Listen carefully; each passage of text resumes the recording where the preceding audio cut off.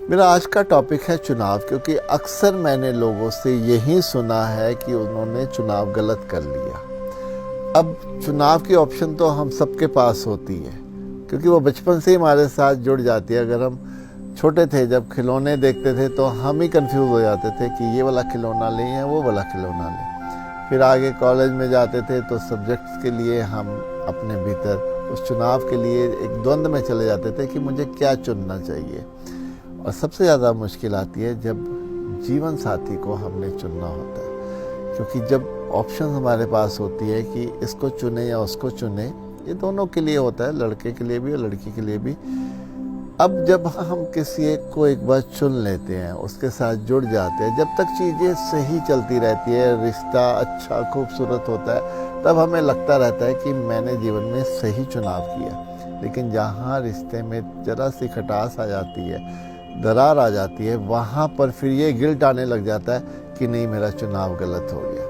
मैंने देखा है कि एक लंबे अरसे के रिश्ते के बाद भी जब उनमें खटास आती है तो लोगों को गिल्ट आता है कि नहीं, मुझे ये नहीं, उस समय ये चुनना चाहिए था। अब मैं यहाँ आपसे कहना चाहूँगा कि हमें अगर ये चुनाव को लेके एक कन्फ्यूज़न रहती है, हम एक अपसेट या हम एक हमेशा ही हमें ये खटकता रहता है, तो हमें इससे तुरंत बाहर आना होगा।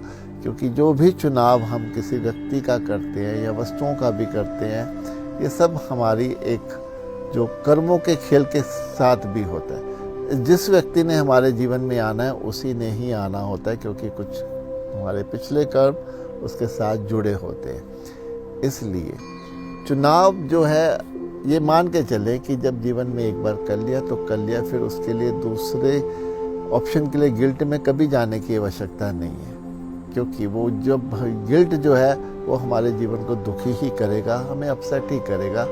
उस गिल्ट को रखने से कोई भी प्रयोजन नहीं है, क्योंकि उसका कोई भी फायदा नहीं है, कुछ भी सकारात्मकता नहीं है, पॉजिटिविटी नहीं है उसकी। इसलिए चुनाव जो हो गया सो हो गया जीवन में।